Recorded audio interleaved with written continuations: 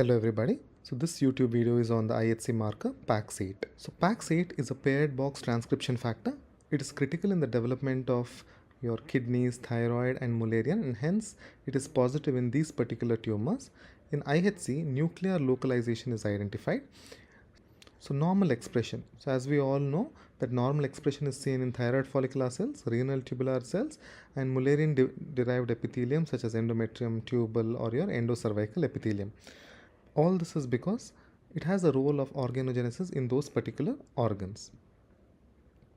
So coming to cases where we see IHC positivity of PAX8, because it is seen in normal renal epithelium, it continues to be expressed in your renal malignancies such as clear cell RCC, papillary RCC, chromophobe RCC, in Mullerian or gynac tumors such as your ovarian serous tumors, endometrial adenocarcinomas and cervical adenocarcinomas, thyroid well differentiated tumors, especially your follicular carcinoma and papillary carcinomas.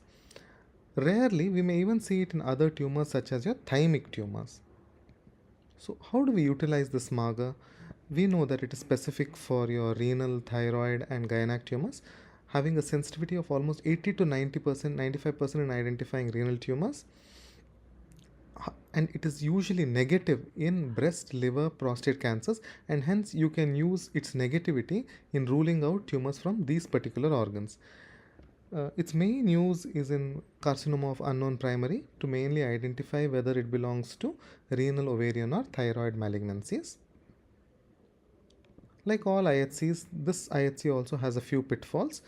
Sometimes you can see false positivity in some organs such as your thymic tumors, neuroendocrine malignancies. So in these cases, we'll always have to use morphology and use of other IHC markers.